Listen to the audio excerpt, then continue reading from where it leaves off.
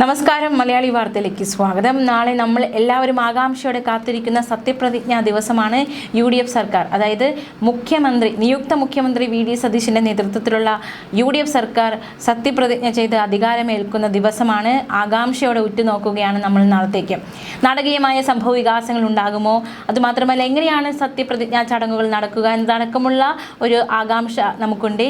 എന്തായാലും നമ്മൾ എല്ലാവരും ആകാംക്ഷയോടെ ഉറ്റുനോക്കുകയാണ്. പ്രത്യേകിച്ച് തമിഴ്നാട് മുഖ്യമന്ത്രി വിജയ് അടക്കമുള്ള എത്തുമെന്ന് നിയുക്ത മുഖ്യമന്ത്രി VD സതീശൻ ഉറപ്പ് നൽകിയിട്ടുണ്ട്. അത്തരത്തിലൊരു വലിയ പ്രൗഢഗംഭീരമായ ചടങ്ങായിരിക്കുമല്ലോ. വലിയൊരു ആകാംക്ഷയുണ്ട്. ആകാംക്ഷയുടെ നിമിഷങ്ങളിൽ കൂടി കടന്നു പോവുകയാണ്. വിവാദങ്ങൾ ഉണ്ടാകുമോ, അതിനുള്ള സാഹചര്യങ്ങളുണ്ടോ, ചോദ്യം ബാക്കിയാവുകയാണ്.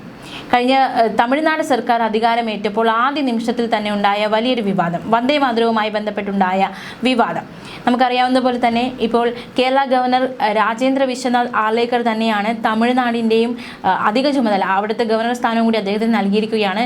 തമിഴ്നാടിൻ്റെയും കേരളത്തിൻ്റെയും ഗവർണർ ഇപ്പോൾ രാജേന്ദ്ര വിശ്വനാഥ് ആർലേക്കറാണ്. വിജയ് സർക്കാരിന് സത്യപ്രതിജ്ഞ ചൊല്ലിക്കൊടുത്തത് ഗവർണറായിരുന്നു, രാജേന്ദ്ര വിശ്വനാഥ് ആർലേക്കർ ആയിരുന്നു. ഇവിടെയും രാജേന്ദ്ര വിശ്വനാഥ് ആർലേക്കർ തന്നെയാണ് ഈ സത്യപ്രതിജ്ഞ ചൊല്ലിക്കൊടുക്കുക.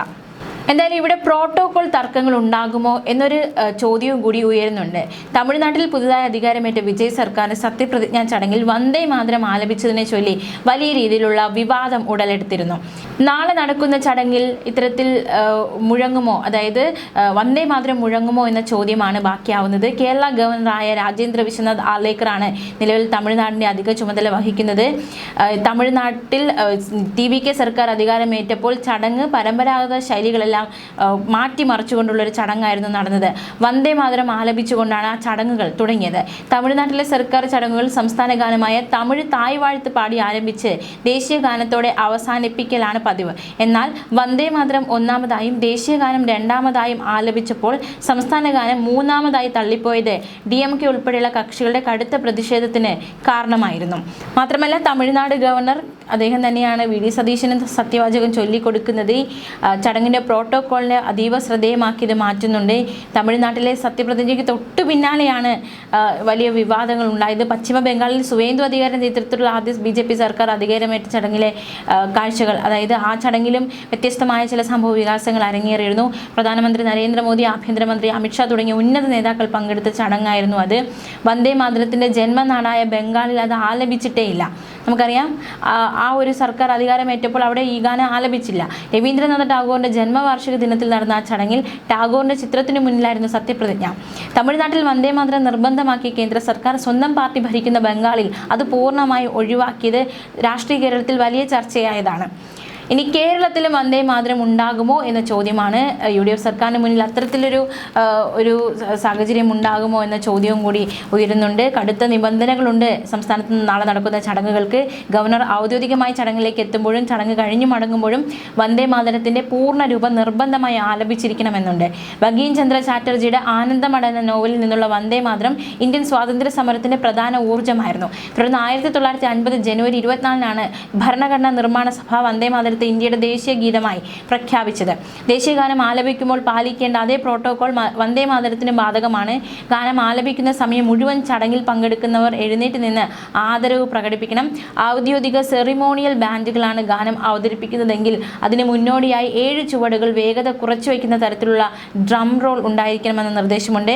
ഇതിനെല്ലാം പുറമെ ഔദ്യോഗിക യോഗങ്ങളിൽ ഗാനങ്ങൾ ആലപിക്കുമ്പോൾ വന്ദേ മാതരമായിരിക്കണം ഒന്നാമത് വരേണ്ടതെന്നും അതിനുശേഷമേ ദേശീയ ഗാനം ആലപിക്കാൻ പാടുള്ളൂവെന്നും പ്രോട്ടോകോളിൽ വ്യക്തമാക്കുന്നുണ്ട്. കേരളത്തിലെ ഔദ്യോഗിക ഭരണ ചടങ്ങുകൾ സാധാരണയായി ദേശീയ ഗാനത്തോടെയാണ് തുടങ്ങാറുള്ളത്. കേന്ദ്രത്തിന്റെ ഈ പുതിയ പ്രോട്ടോകോളും തമിഴ്നാട്ടിൽ ഗവർണറുടെ സാന്നിധ്യത്തിൽ നടപ്പിലാക്കിയ അതേ മാതൃകയും മുൻനിർത്തി സത്യപ്രതിജ്ഞാ ചടങ്ങിൽ നാളെ വന്ദേ മാതരം ആലപിക്കണമെന്ന് കേരള ലോക് ഭവൻ ആവശ്യപ്പെടുമോ UDF സർക്കാരിനോട് എന്നതും കണ്ടു തന്നെ അറിയേണ്ട കാര്യം തന്നെയാണ്.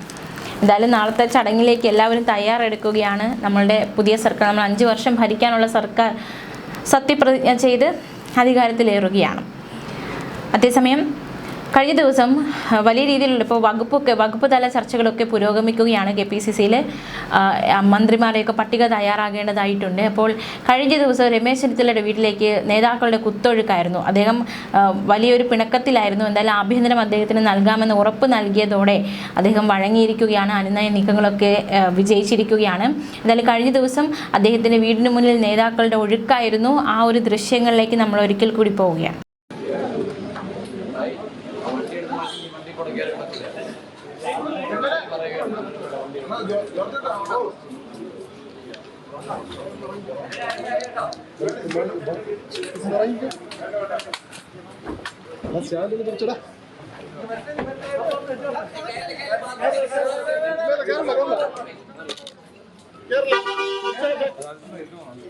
കേറണ്ട.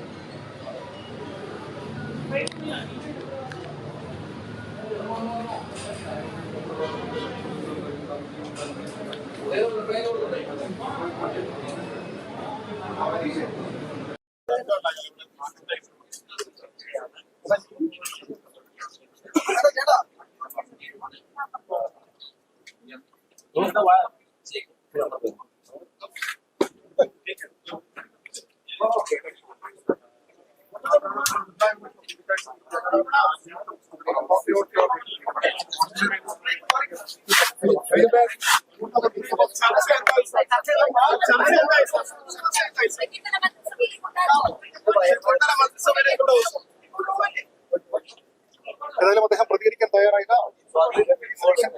വീട്ടിലെ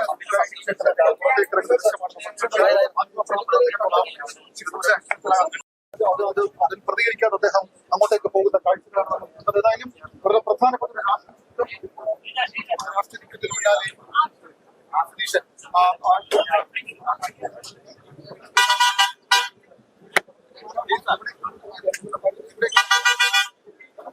അദ്ദേഹത്തെ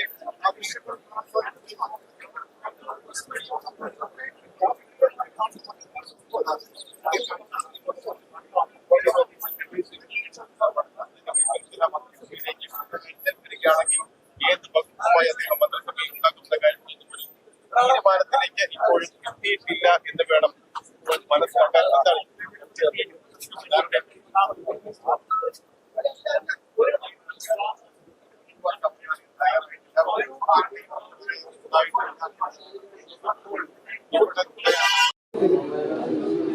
വെള്ളം ഉയരും.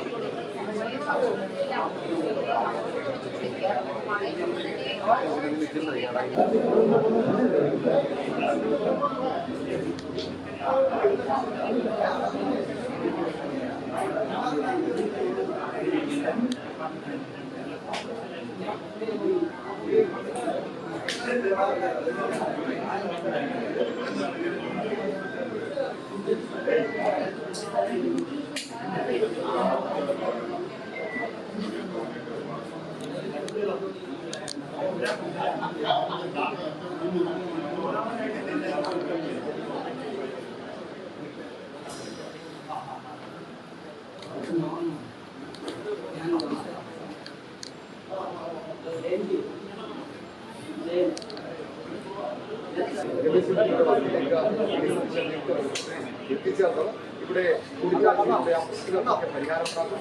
ഈ 4 പേരാണ് ഇപ്പോൾ ഇതൊന്ന് ഐസി ബാലകൃഷ്ണൻ, അൻവർ സാദത്ത്, BJP-യോട് പക്ഷേ ഒരാളെ മന്ത്രിസഭയിലേക്ക് പരിഗണിച്ച് പരിഹാരം ഉണ്ടാക്കാൻ കഴിയുമെന്ന ആത്മവിശ്വാസമായിരിക്കും കൂടിക്കാഴ്ച തുടരുകയാണ്.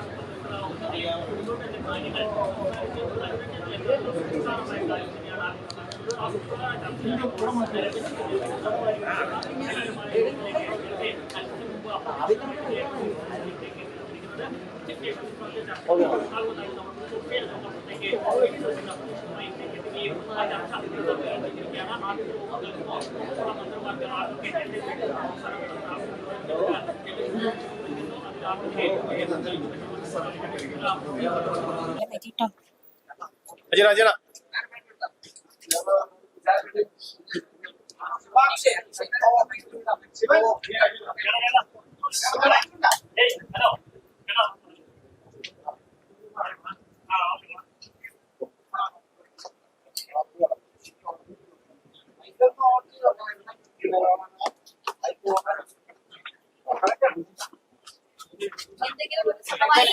ഒന്നും പറയല്ല, അത് നേതാക്കന്മാർ പറയും.